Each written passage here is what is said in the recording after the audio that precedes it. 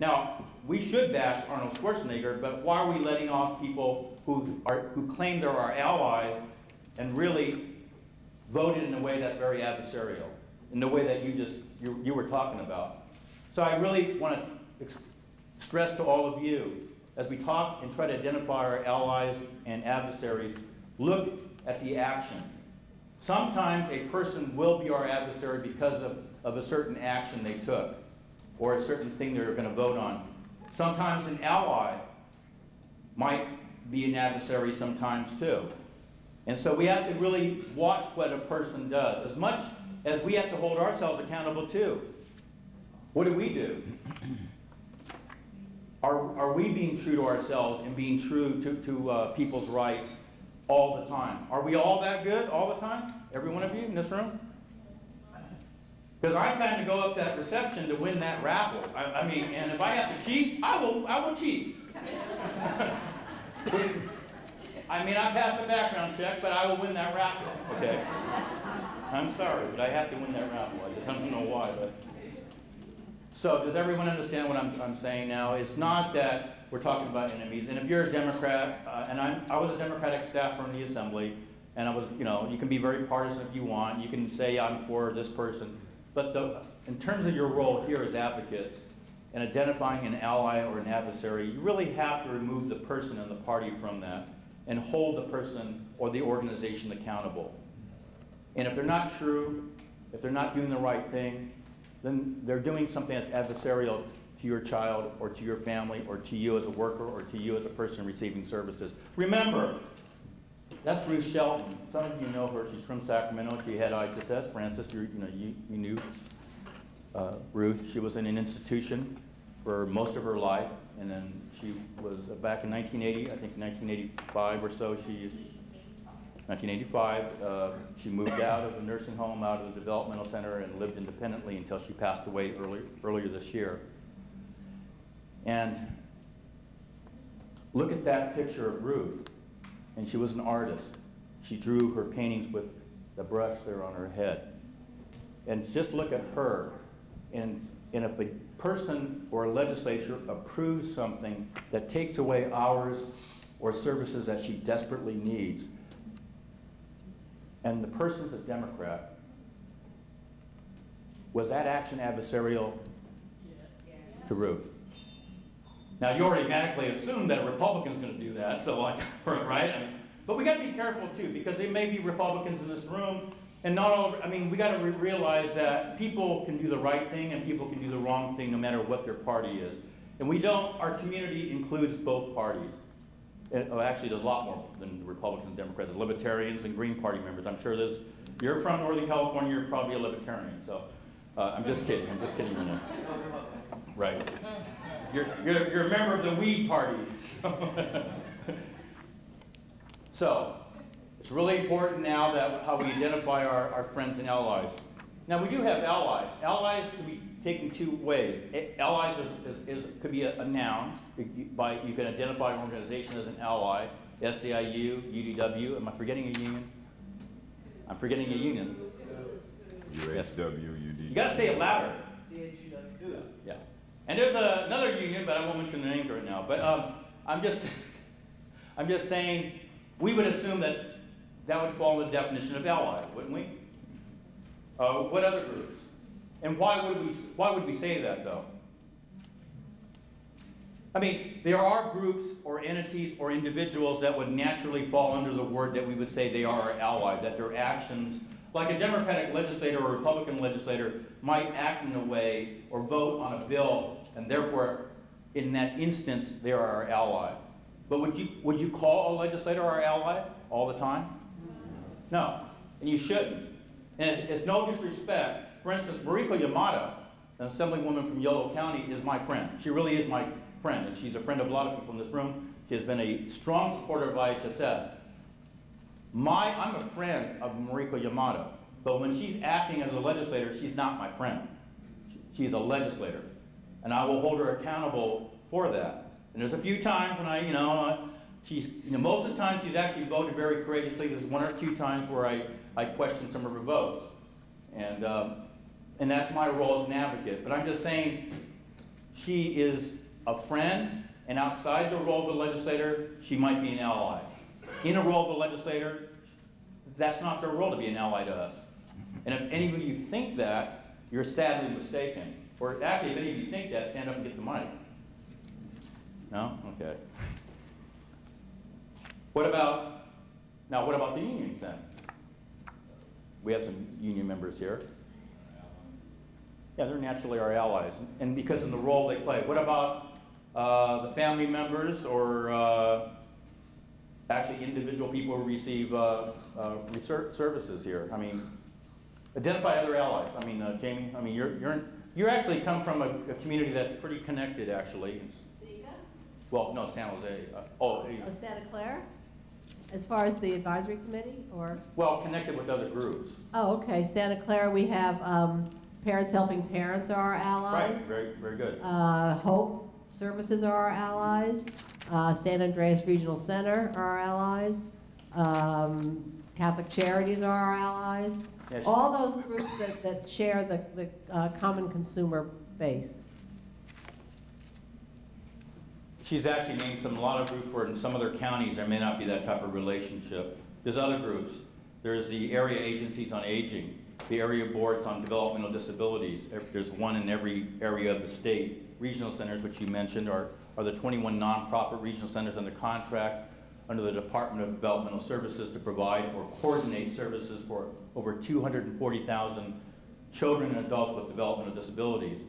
They also are the lead agency that coordinate services for early start for people with thousands of babies who have developmental delays, regardless of whether or not it's a developmental disability. They may have a physical disability later on in life, but they are the lead agency in charge of early start, early intervention. And you know, again, that's another reason why we should partner, or they would be a logical ally. Some other ones. All of you come from areas that may have regional, like a public transit system. Some of you have a paratransit system. I'm on the board. I was the board president. I got off real quick when they were making cuts, but that is a partnership or an ally that could be part of something that we would reach to. There's also the counties and the cities have disability or senior or mental health advisory commissions or committees. Have any of you connected with those groups? Probably, I think you probably have in Santa Clara. Special education. Has anybody connected, or would it think of a special education parent groups or family groups, or SELPAs, which are kind of controversial with some of the families who don't like SELPAs. Now, I'm using an acronym, which normally I don't. Does everyone know what a SELPA is? No. But you should. Special Education Local Area Plan, and it's a combination of some parents and local school districts to kind of look at, I'm just doing a really rough explanation of what that entity does. The problem is a lot of the families don't think that the SELPAs, these entities, really serve the families in the best way possible. The SELPAs would argue differently. Doesn't that sound familiar? I mean, in terms of, there's always people from one side that will say that the other side is not doing what they need to do. You hear that with consumers of IHSS about the public authorities. You'll hear that of people who receive services in the regional center system about the regional centers. You'll hear that about people in Medi-Cal who complain about the counties and the county social workers. So that kind of thing happens. Home health agencies, there's individual providers like home health agencies, adult day health centers. And you mentioned one, Jamie, the Hope, which is actually a big provider in the San Jose area. And can't forget independent living centers. Does everyone connect in this room? You're all on advisory committees. You all connect with an independent living center. Now, some of them vary in strength and quality. I'm sure you would say yours is the best or whatever. Is there anybody here that doesn't know what an independent living center is? Does everyone connect with one? Would you view them as your ally? Yes.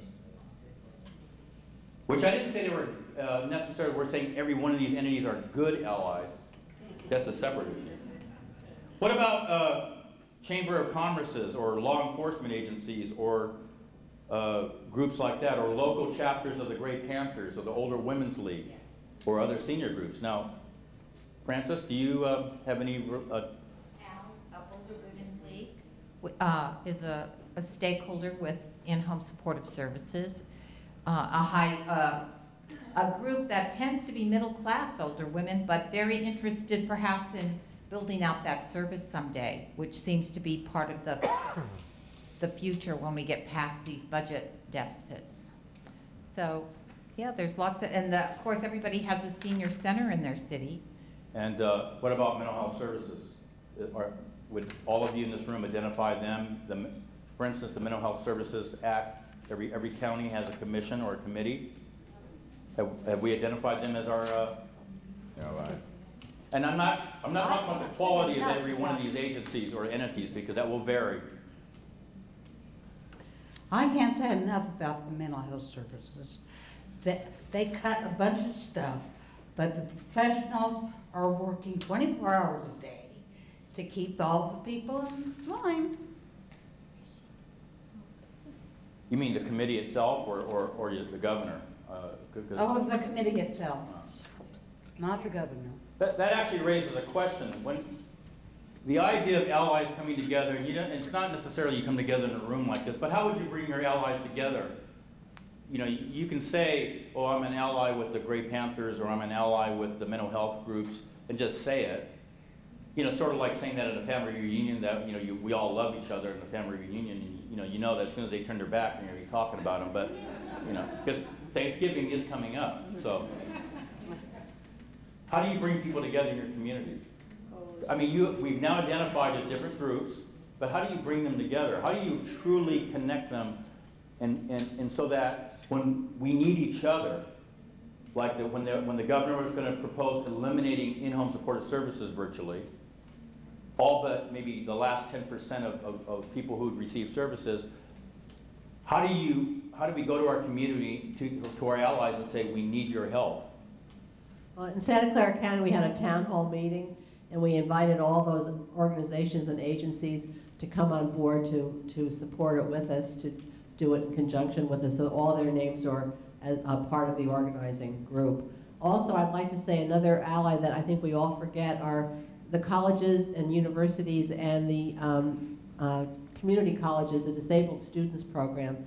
And we really have to outreach to our young folks. That's absolutely huge. So it's really veterans too, by the way, veterans yes. with disabilities. The Disabled Students Program, for instance, is called a categorical program under the community college system, and it was hit with a big cut a year ago and the year before, and I wrote about it.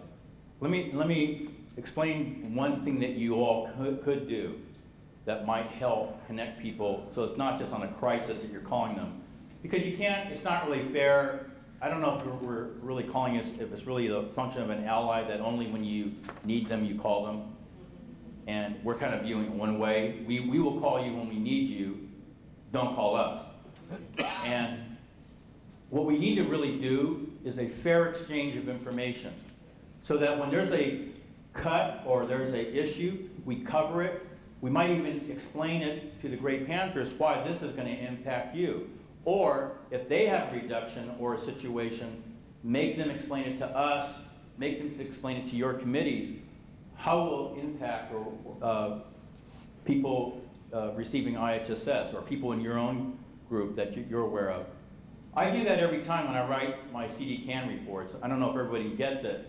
What I do is I pull issues down. Now, if you look at this week alone, I covered like a wide range of issues: medical optional benefits, mental health services, the optional benefits, the in-home supportive services. I mean, I covered different issues back and forth, and I explained how it relates to our community. I mentioned the cut to CalWorks. CalWorks, does everyone know what CalWorks is? It's Welfare to Work. It's the Welfare to Work program. Does everyone know what Stage 3 child care is? That's a subset of the CalWorks program, but it's for parents, primarily women, who have been out of the program or not receiving CalWorks for about, I think it's about 2 years.